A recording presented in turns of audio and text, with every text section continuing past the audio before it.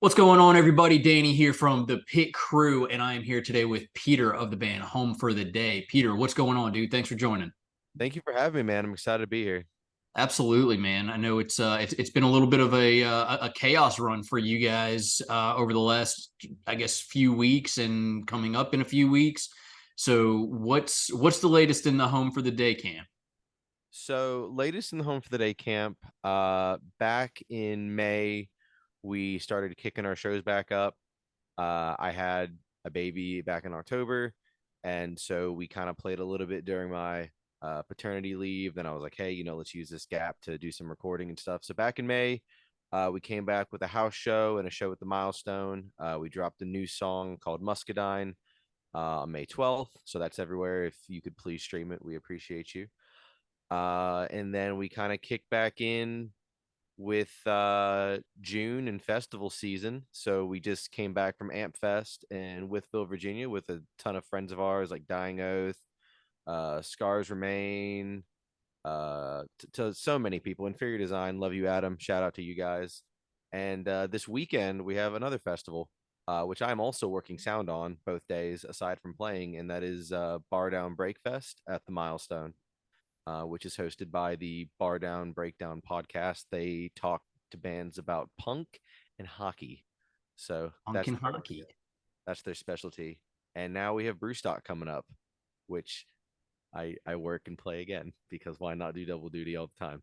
Yeah, it's trying to fathom and wrap my head around this whole double duty thing. Like it's one thing to be chasing a whole bunch of bands with a camera, and at least be able to pause here and there, but the idea of having to be on as a band, but also having to be on as staff and sound and probably in some cases dad or whatever else you may be wearing.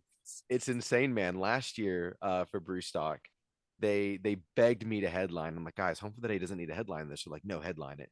So I get there early, like 7, 8 o'clock. I'm setting up all the bands on stage all day, and it's like 9:30, and now I have to play this set, and I'm like, oh, Oh Lord, man. Yeah. Yeah. And that 9, 10 o'clock, particularly shortly after having a baby or just going through that, it hits a little different, man. I'm getting older. Everything makes me tired. Yeah, it hits a little different. Well, that's good stuff, man. Congratulations on the new edition. Congratulations on kind of picking things back up now. About a year ago, you guys released a full length as well. We did. So, talk to me about how that's kind of evolved to where you guys are today from dropping a full length, obviously some life changes, now another single. How has writing changed? How is balancing all of this changed? What's the story there? So ironically, the full length and Muscadine have like identical release dates. Uh, it was very unintentional, but we figured it best to drop it when we came back, and that just happened to be when we came back. But the writing process for that album was like very, very lengthy. We had a lot of problems where up until about 5 years of being a band, we dropped our first one, and really up in that point, we were already playing like a song that wasn't on that first album. So we wrote that. I had a couple of other spotted things in between, a couple of songs that I didn't think people were even going to like. And our guitarist, Thomas, he started bringing in some material again.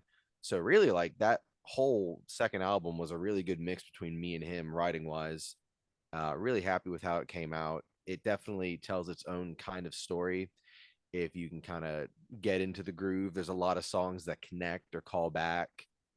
Actually, the last three just flow together completely, which is really cool. I was really happy how that turned out.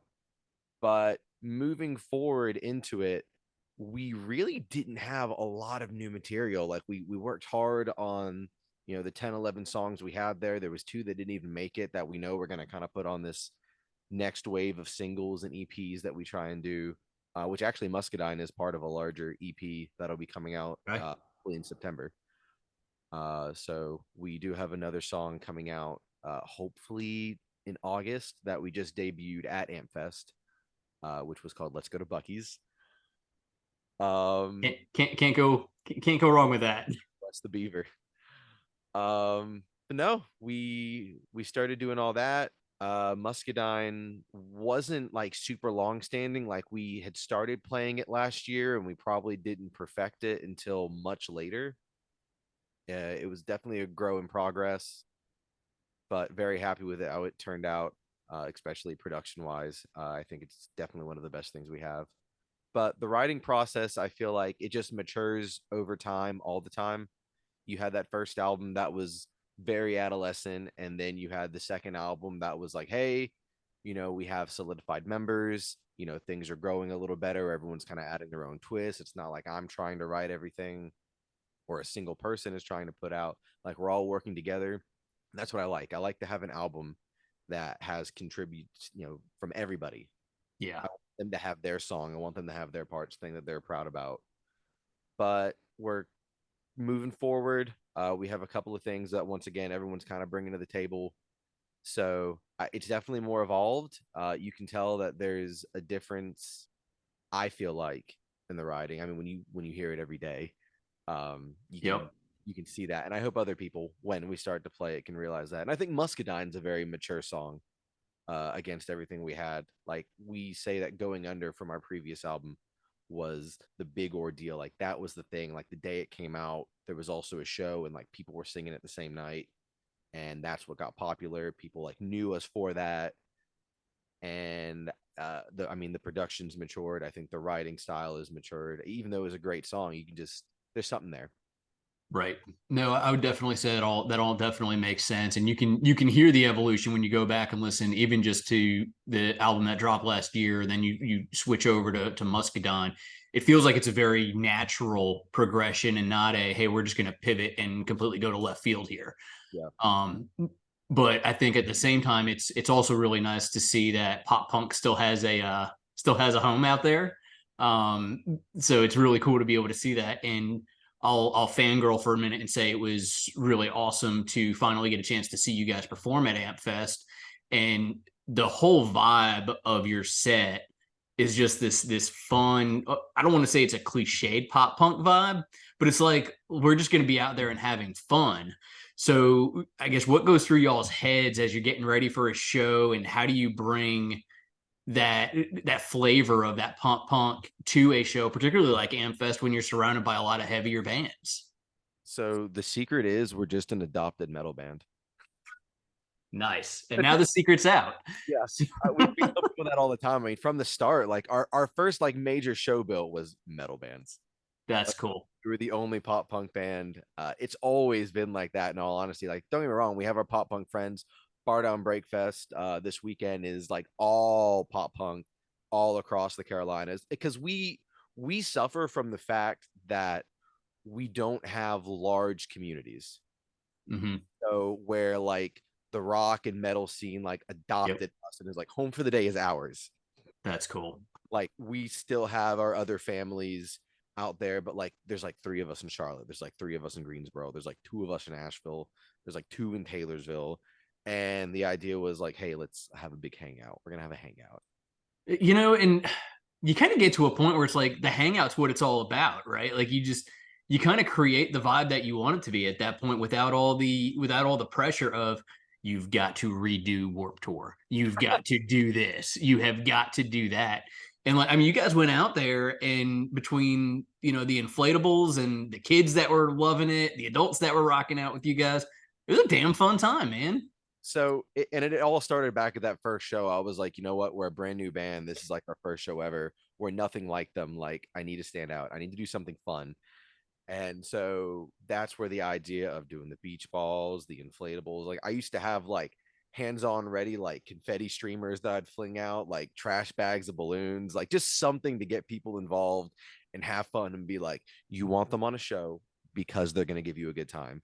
Their music may suck, but they're going to give you a good time. Well, I would say that that's relative, and I wouldn't be spending my time talking to you about shitty music today. So I, we'll I put that aside. But that's the gist. Like we go out there, it's just built up as an energy at this point. Like we Yeah. wanted to be the band, even if it wasn't for the music, like for real. That if people saw us, they'd be like, that's a fun band. that's a band that doesn't do a lot of stuff like that. And we get lucky because we're adopted into this other scene where we're a whole fresh breath of air after you've heard like so many metal bands. But we come out and a lot of the times we get that like people are like, wow, that was awesome, like I can't believe this, blah blah blah. And we're very thankful for that. That's cool. That's cool. So whose idea was it to introduce the inflatables at that point? Was it a collective? Was it a, hey, I'm just going to do this on a whim? Or, I mean, was it an intentional, we're just going to go out there and do this? So it started with beach balls and then the addiction rolled in. I mean, at one point I was so stalked, like Target like looks at me like I'm a fucking whack job. Like I'll roll up to the counter with only 20 beach balls and I'm like, I'd like to purchase these. Are you on a registry? No. Oh, well, it works, man. It definitely works. So, kind of going from there, and you may have hit your camera. There you are. You lost focus on you for a second there, but so kind of pivoting from the live show and the experience of that vibe, you've got a pop punk show that's right around the corner and hockey. So, do you have a hockey affiliation in any capacity as well, or does it just happen to be that this place is what does that? No, it just happens to be that Okay. Bar Down Breakdown is a hockey podcast that does both. Okay. I actually am just helping. So initially, Todd Rock Lab is doing the outside stage there, and Gotcha. Todd and I just go hand in hand. So I work with his guy Jake, and so that way there's not as much stress. Jake will mix the bands, and I'll do all the stagehand work, and we kind of cross gear and do our thing. Bar Down is nothing of mine. That's actually my drummer, Christian. Okay. Who's doing all that with Mike, the guy from Bar Down Breakdown. Very cool.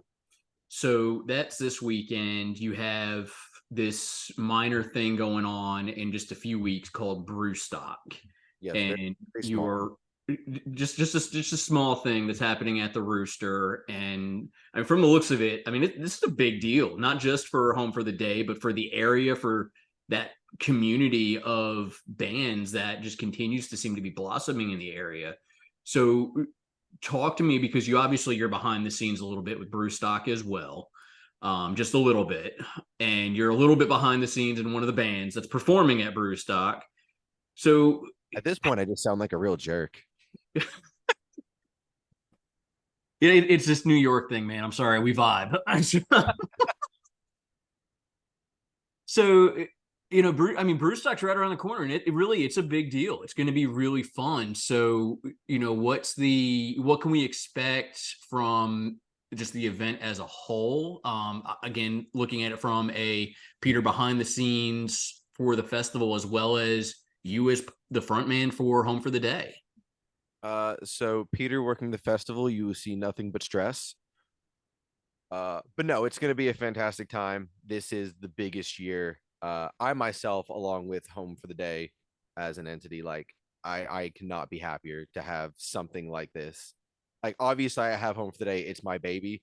Brewstock is probably like the other endeavor that I have that rivals Home for the Day at this point with how much we've just progressed this year. I mean, as a local festival, you don't have these where you have a headliner like a Killer's Confession. Typically you have the biggest local band in the area headlining, like Killer Koi is going to headline or Dying Oath is going to headline, like something like that. But no, we have a Killer's Confession and we swung the bat, we scored that. You have amazing vendors who, have sponsored the festival and have helped make this happen. You have an amazing lineup of bands, including touring ones, out of state in general, hometown people. It's gonna be awesome.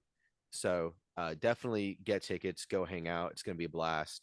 Home for the Day isn't as special. Nestor would like to say that we're headlining the inside stage. We are most definitely not headlining the inside stage. We go on last, like even after a Killer's Confession, but we are the acoustic after party. So we're still gonna have some fun. No inflatable palm tree is going to hit you in the face, but we're going to simmer things down, and you can have your water after all your beer and kind of hang. Well, I mean, for it being a festival that's indoors, outdoors, in the middle, towards the end of July, really, I would say water at that point in the day is probably a good call. Water at all points in the day. Yes, with particular focus at that point in the day. So, but no, this is it's going to be a really good time. And to your point, I mean, it's a little flavor of everything for everyone. So that's definitely going to be a lot of fun. So I know pit crew in particular, certainly hyped for it for a number of reasons as well. Thank you guys for being, the head honchos of this as well. We're very excited to have you as our main sponsor. Hey, we're happy to be a part of the scene and watch it grow and, like I said, just blossom to where it's going and just to have a small part in everything that's going on. So, kind of backing up a little bit back to Home for the Day, pop punk kind of there's a lot of stereotypes that go along with it. Where would you say your own musical preference falls, and how do you draw on that to write your music? This is the fun part. Um, so as You're like a a Shania Twain fan, aren't you? absolutely. Yes, I knew it. I knew it. No, go share. Keep aging. Paul Rudd. Um, no, but man, this is where it gets really awkward. So as a kid, like the ideas of subgenres and just other music in general, like if there was guitar and it wasn't like super screamy or like acoustic or country, I'm like, that's rock music. And you get older and you get into high school and everyone's like, this is pop punk, this is punk rock, this is goth punk, Hardcore. goth country, this is slamcore. And I'm Yep. like, whoa. So I listened to like some Blink 182. I listened to some Green Day. I really wasn't a punk kid.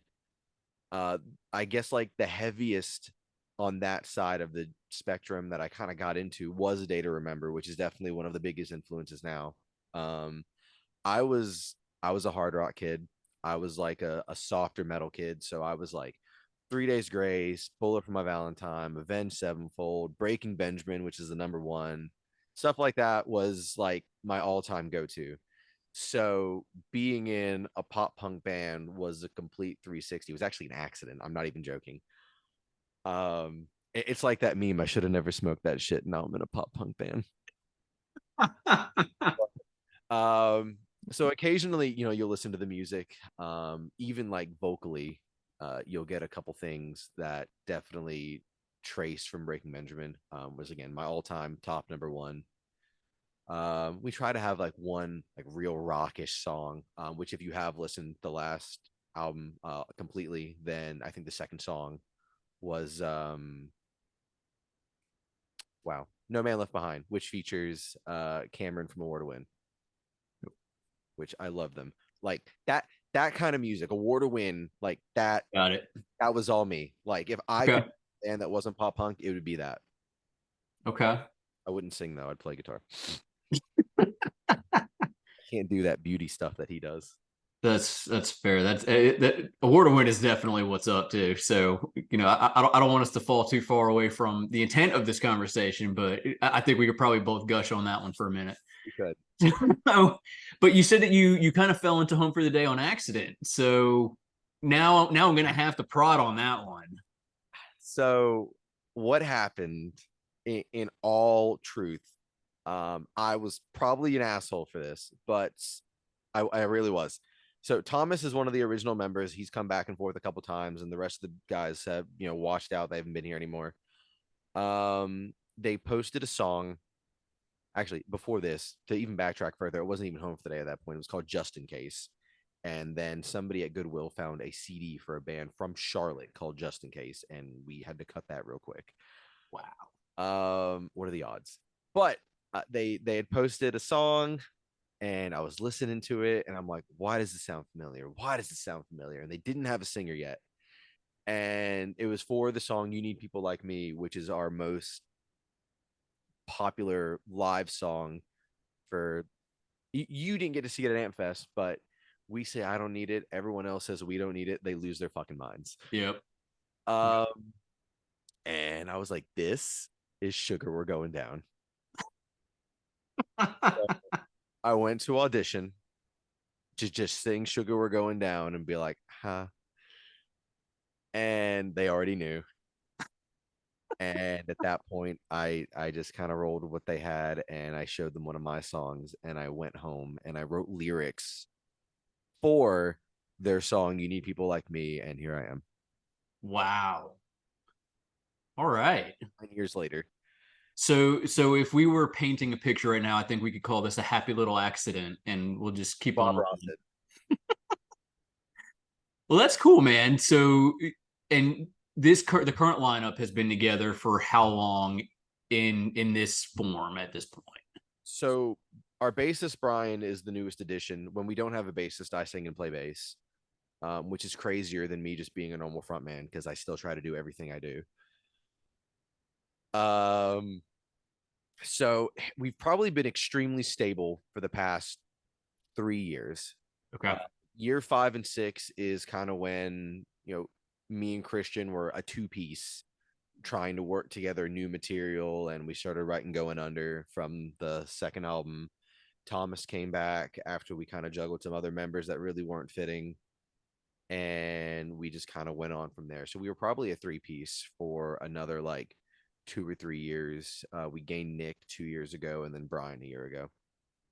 Very cool. And I mean, 3 years is definitely it's good amount of time to really start forming that synergy too, which is always cool to see.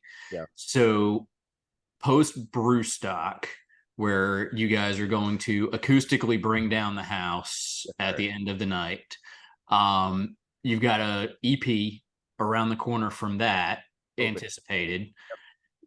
Will there, I guess, is there forethought to what comes from that? Will there be kind of more of a touring opportunity? Is it just looking for more shows locally? Is it, hey, we had a good run this year, let's actually try to rest for once, which as a newer dad, good luck.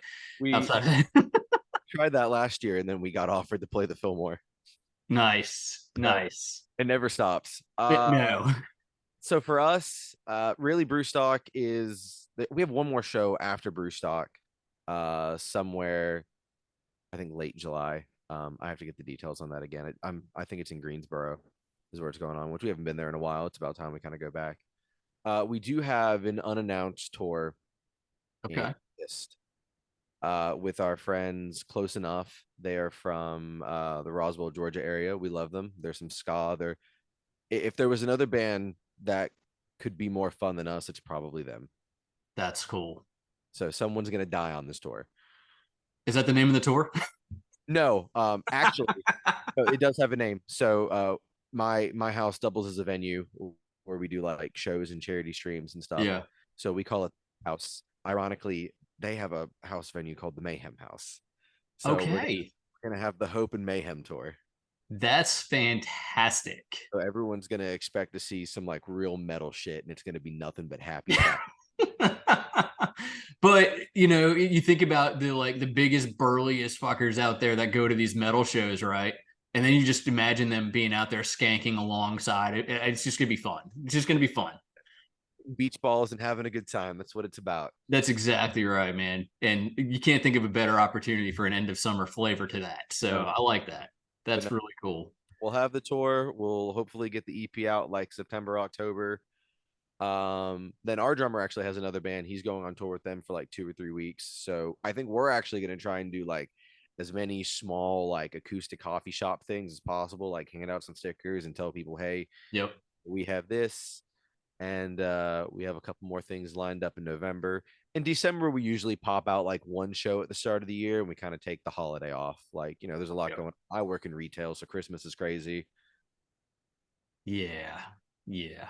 Well, I mean, it still sounds like it's a pretty packed full year considering everything that you're juggling, not to mention the full-time job and daddying and, probably a husband in some capacity at some point.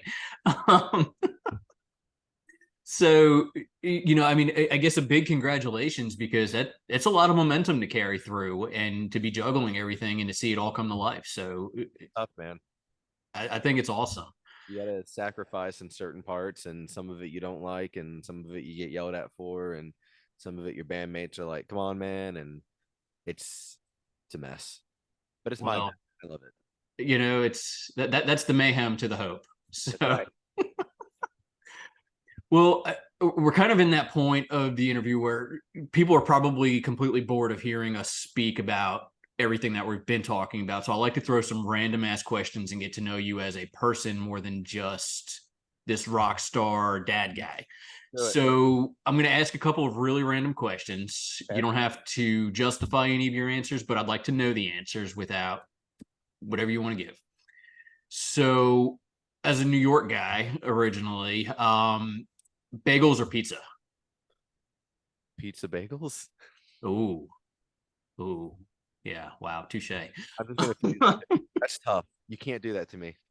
This is how you get to know these people, like, right? You're humanizing these rock stars. Um, so next one, hopefully a little bit easier. Favorite cartoon character? Favorite cartoon character. I love Rocco's Modern Life. I was going to peg you for a Rocco's guy. Like I really I couldn't love tell Rocco. you why. It's it's a staple. Yeah. Phenomenal choice. And the last random one for you. What is your least favorite house chore? My least favorite house chore. Does the cat count? I mean, maybe cleaning up after the cat. I don't know what else you might like. I mean, do you put them on a stick and like use them to rub the floor down? Or, I mean, I mean, that's what I need to do. yeah, I hear that. I'm gonna say emptying my cat's litter box because she doesn't know how to stop shitting. That's fair. As a owner of three cats, I feel that in my heart. Oh, jeez. Yes. So, well, Peter, I want to wrap up with one last big question. And for other bands that are out there getting started, trying to find their way, what advice would you give them? So this is something that I think I've weighed on myself recently because I haven't had like a sense of giving up, but it's a sense of, where do I go from here? So starting up, you're going to experiment, you're going to try things, you're going to have times where you fail, you're going to have times where you excel. You need to learn from everything, understand that the resources that you have now, you may not have later because the music business, is tough on the higher ranks and it's just as bad and lower because people are mean, people can be rude, people can be forgetful. And no matter how much you may put out, they may not put out the same. So stay true to yourself, do what you feel like you need to do, surround yourselves with the good people that you know will help you, and just do everything you can. Word very well said. Just great words of advice right there. So, Peter, thank you. Home for the day coming Thank you. up this weekend at the Milestone. I believe you said it was, July and 1st. then Brewstock end of July. We'll keep on blasting the heck out of that one, and look forward to catching you guys again soon, man. Thank you again. Thank you so much. Absolutely.